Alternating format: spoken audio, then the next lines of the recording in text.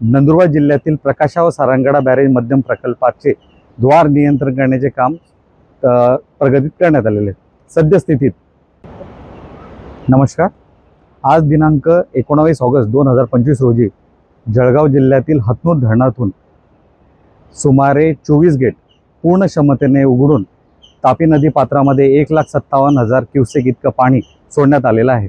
त्यानुसार नंदुरबार जिल्ह्यातील प्रकाशा व सारंगगडा बॅरेज मध्यम प्रकल्पाचे द्वार नियंत्रण करण्याचे काम प्रगतीत करण्यात आलेले आहे। सद्यस्थितीत संभाव्य पूरस्थिती लक्षात घेता प्रकाशा बॅरेज मध्यम प्रकल्पाचे 9 गेट पूर्ण क्षमतेने उघडून 1,25,000 क्युसेक इतकं पाणी तापी नदी पात्रात सोडण्यात आलेलं आहे। त्याचप्रमाणे सारंगगडा बॅरेज मध्यम प्रकल्पाचे एकूण 7 गेट पूर्ण क्षमतेने उघडून 1,14,000 क्युसेक इतकं पाणी नदीपात्रात सोडण्यात आलं आहे।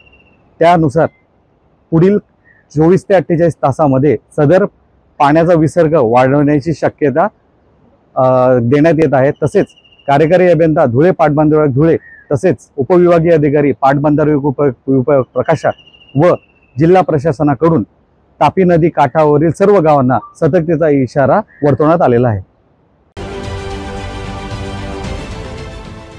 देश विदेशातील प्रत्येक घडामोडींचे लाईव्ह अपडेट मिळवण्यासाठी आता साम टीव्हीच्या सर्व सोशल मीडिया प्लॅटफॉर्मला लाईक, फॉलो आणि सबस्क्राइब करा। तसंच सर्व नोटिफिकेशनसाठी बेल आयकॉन प्रेस करायला विसरू नका।